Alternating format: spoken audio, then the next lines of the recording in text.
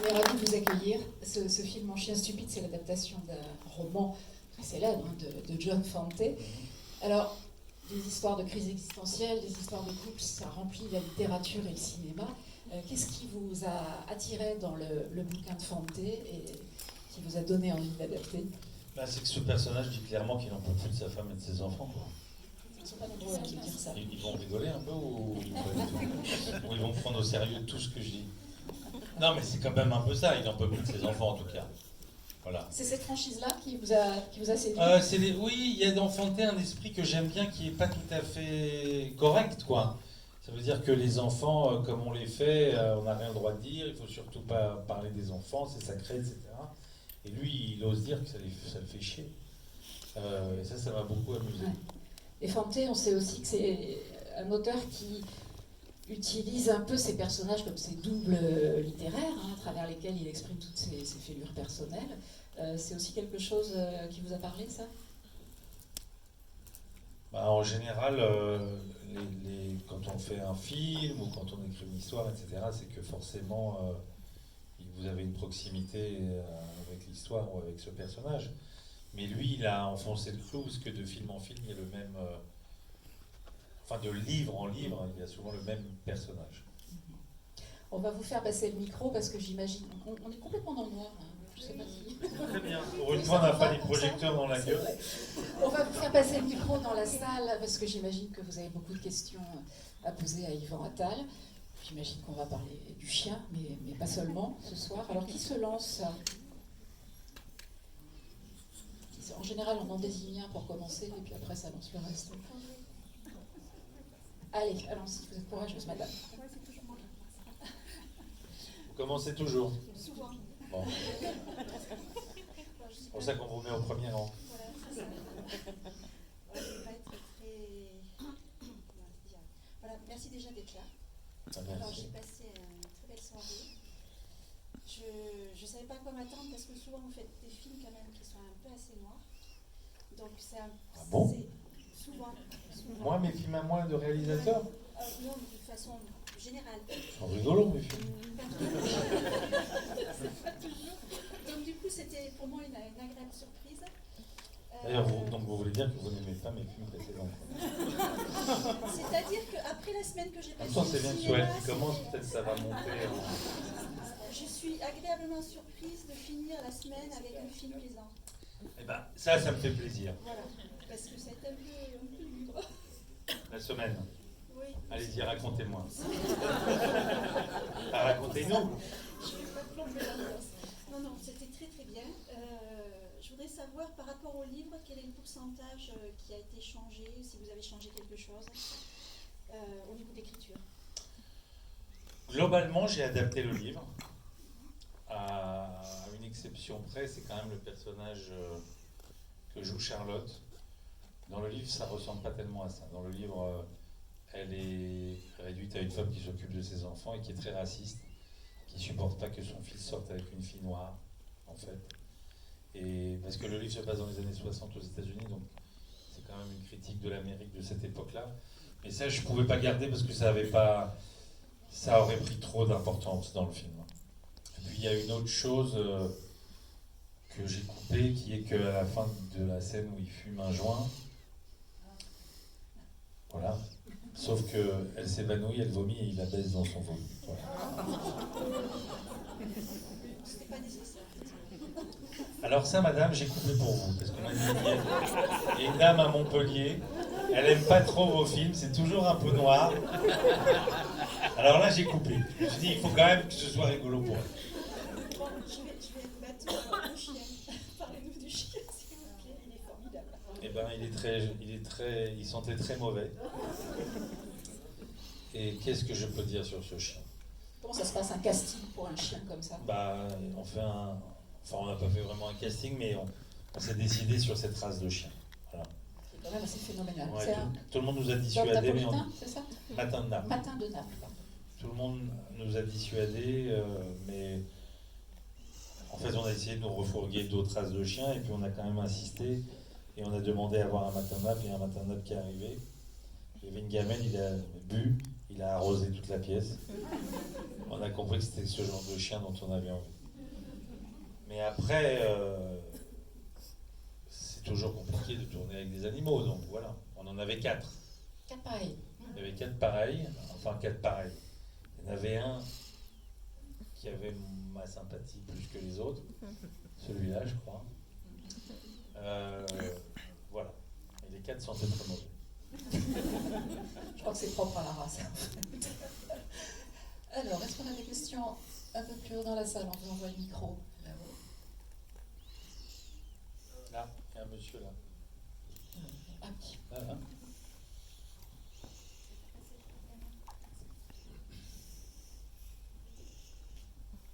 Bonsoir, monsieur Attal. Bonsoir, monsieur. Je vais juste poser une question.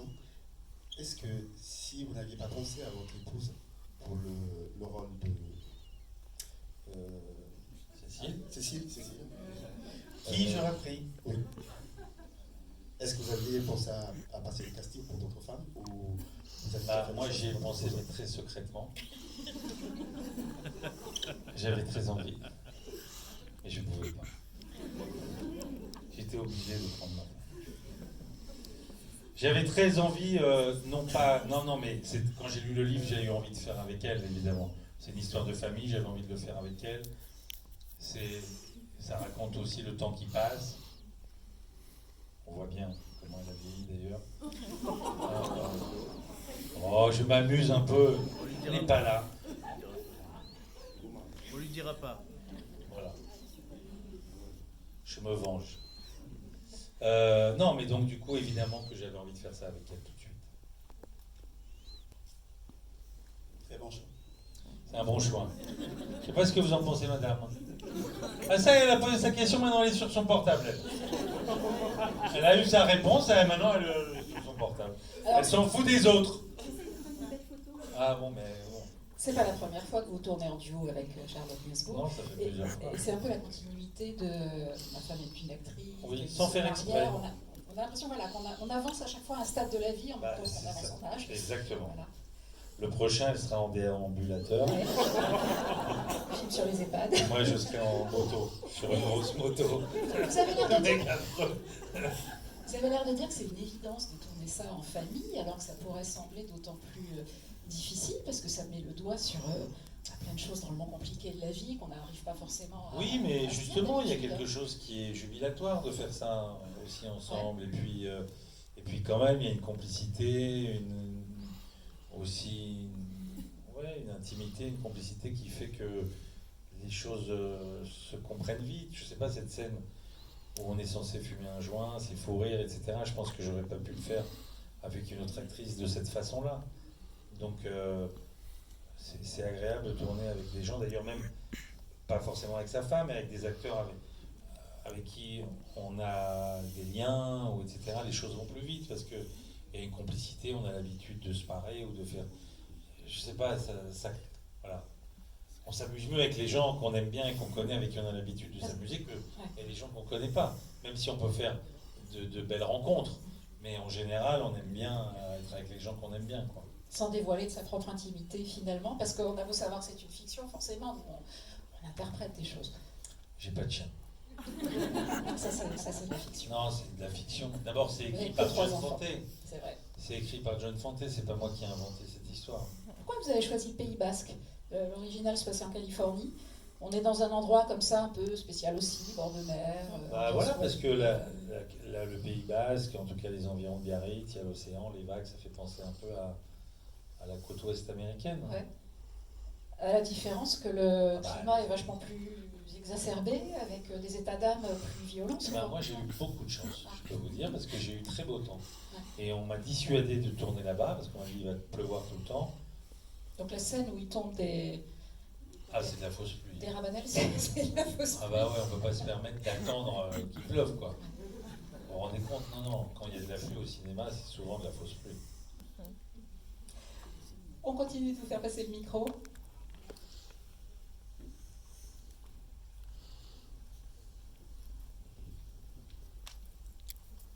Bonsoir.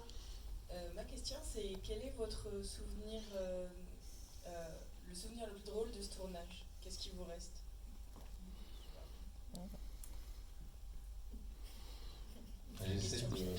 Non, pourtant c'était très rigolo. Hein. Mais j'ai pas un souvenir particulier, je sais plus. Il y a eu plein de moments très très drôles, notamment avec le chien. Le chien qui faisait ça très spontanément, par exemple. On tournait, voilà, un moment, mais en même temps, c'est pas très rigolo d'ailleurs. Mais on tournait la scène avec les gendarmes et il y avait Pablo qui jouait un de mes fils qui était sur le fauteuil face à nous dans la salle à manger. Et le chien est couché à côté de lui. Et à chaque fois que Pablo parlait, le chien se levait et faisait son affaire, quoi. Et donc on coupait à chaque fois.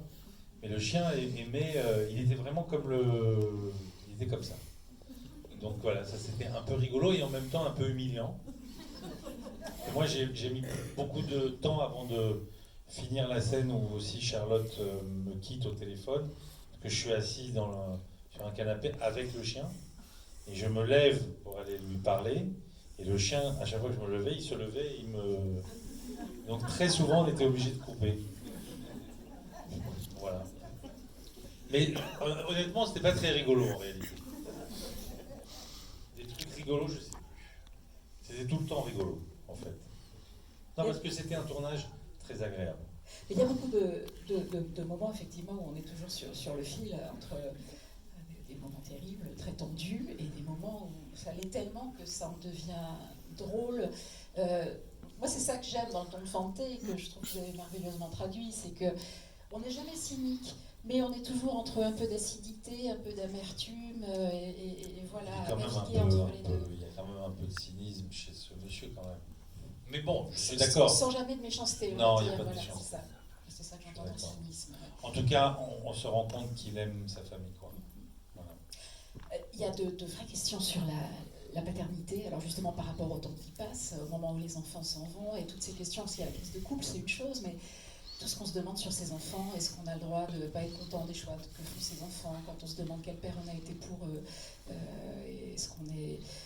Ils vont pas vers la vie qu'on a imaginée pour eux, ça remue énormément, ça. J'imagine que ceux parmi vous qui sont parents doivent aussi se poser ces questions, mais d'avoir des enfants qui... il y a votre fils dans le film, Ben, qui ont cet âge-là, ça rend les choses d'autant plus faciles à mettre en scène, j'ai envie de dire, ou... Parce que c'est une évidence. C'est la même chose qu'avec Charlotte, sauf que lui, Charlotte, elle avait déjà fait ça. Lui, il avait envie de le faire, donc on a fait des essais. Et encore, il avait envie de le faire, il n'osait pas vraiment le dire. Il a fallu comprendre quand même qu'il avait envie de faire ça et qu'il n'osait pas le dire parce que justement, son père et sa mère font ça. Donc il a fait des essais, je me suis fait virer de la salle de casting parce que la directrice de casting m'a dit que j'étais plus dur avec mon fils qu'avec les autres. Donc j'ai bien voulu m'en aller. Votre femme dit ça aussi souvent dans les interviews. Voilà. Et du coup, alors ensuite quand j'ai vu les essais, tout le monde était d'accord qu'il avait fait des essais formidables et que j'avais aucune raison d'hésiter, quoi. Voilà. Et vraiment, je regrette pas. Je regrette pas. Je suis très heureux d'avoir fait ça. Souvent, on voit ces enfants en famille, on les voit pas avec les autres, dans leur milieu, au travail, avec leurs copains, etc. Donc ça m'a permis de voir des aspects comme ça de la personnalité de mon fils que je connaissais pas, et ça a été pour moi une expérience super. Déjà, je me suis rendu compte qu'il était capable de se lever le matin. Ça m'a rassuré, mais en dehors de cette bêtise, non, ça a été vraiment pour moi... D'ailleurs, j'ai très envie de recommencer. Lui aussi. Je crois. Alors, à vous. Sébastien, on a quelqu'un un peu plus bas. Sans micro, peut-être, non? Vous remontez derrière, puis on vous dira stop.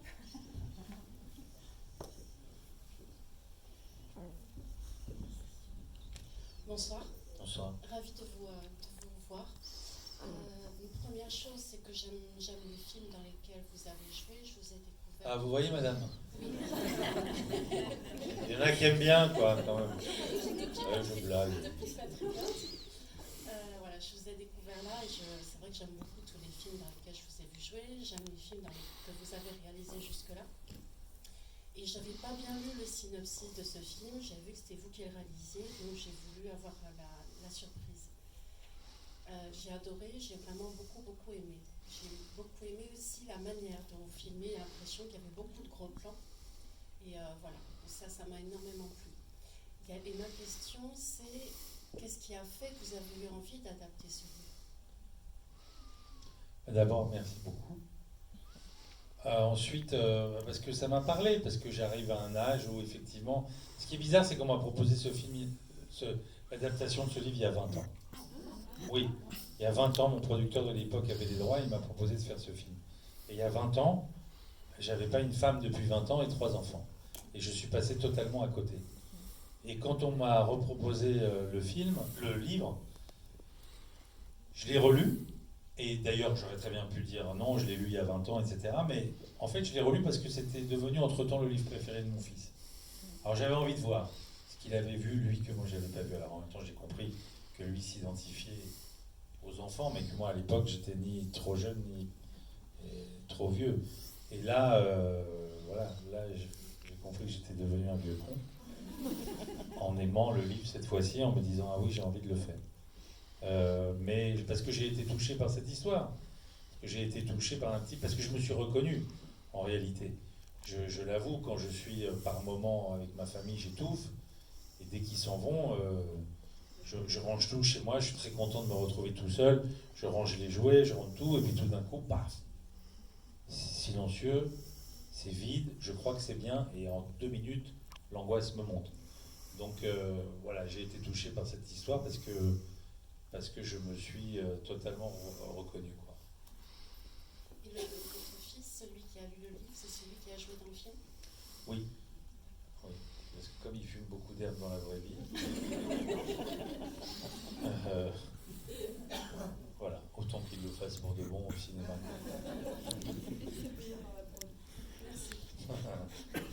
C'est pas de la vraie, là, pour le coup. Et la productrice qui est là. Vu dans quoi t'as mis ton argent?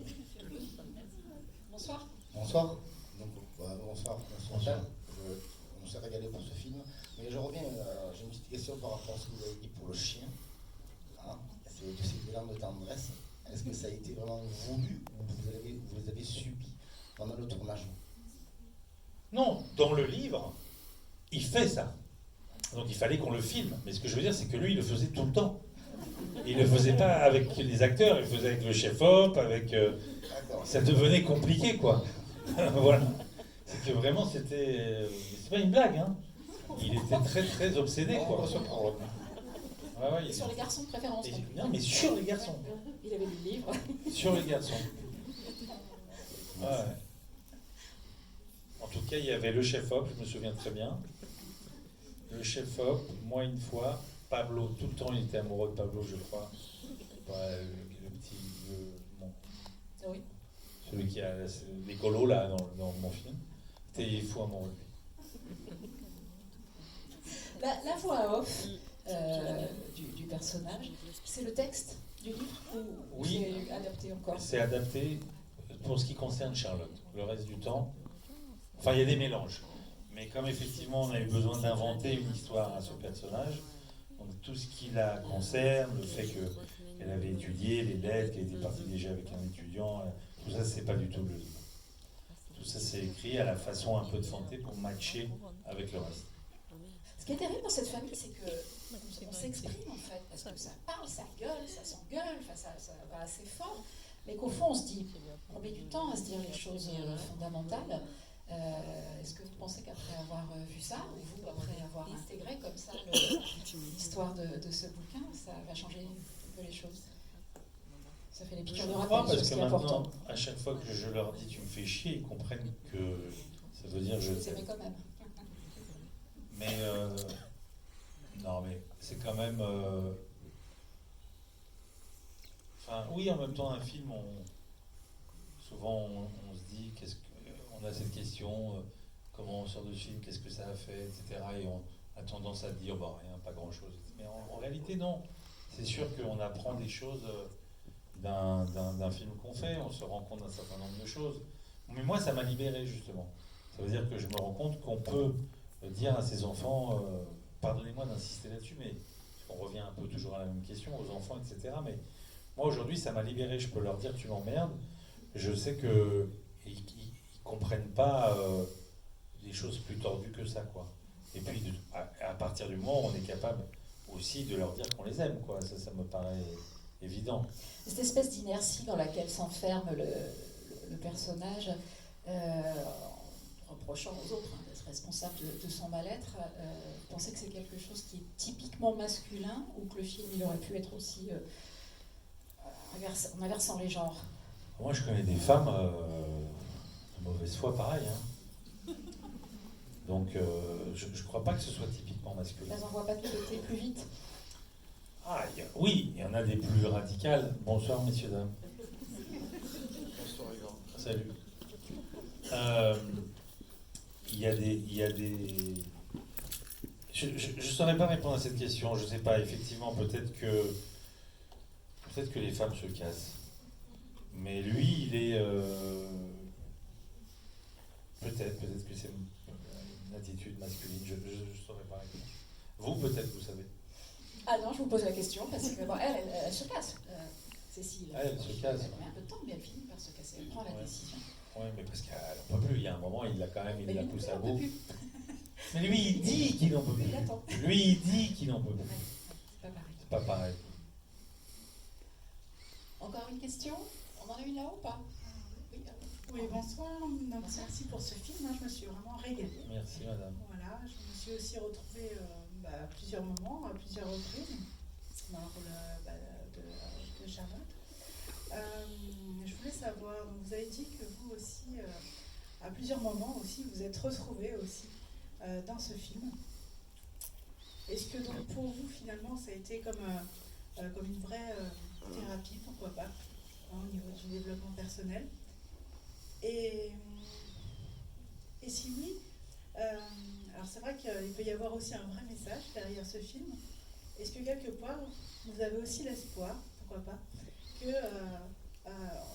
ce film soit un message aussi pour d'autres personnes?